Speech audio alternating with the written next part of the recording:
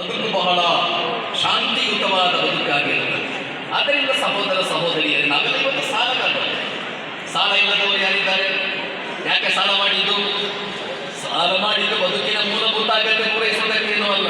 ಮನೆಯಲ್ಲಿ ರೇಷನ್ ಇರಲಿಲ್ಲ, ಮಕ್ಕಳಿಗೆ ಚಿಕಿತ್ಸೆ ಕೊಡಿಸಲಿಕ್ಕೆ ಸಾಮರ್ಥ್ಯ ಇರಲಿಲ್ಲ.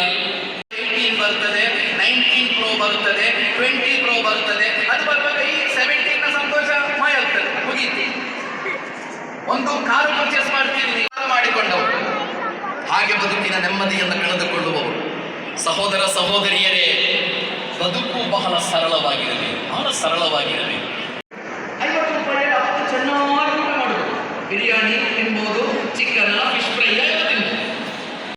3 ಚಪಾತಿ ಮತ್ತು ಸಾಂಬಾರು ತಿನ್ನಿಸುವುದು ಬಡವರು. ಇದನ್ನು ಕುಳಿತುಕೊಂಡು ಈಗ ನೋಡು, ಸಂತೋಷ ಪಡುದು.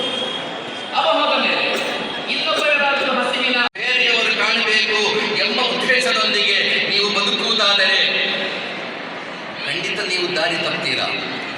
ನಿಮ್ಮ ಬದುಕಿನ ನೆಮ್ಮದಿ, ನಿಮ್ಮ ಬದುಕಿನ ಶಾಂತಿ ಹಾಳಾಗ್ತದೆ.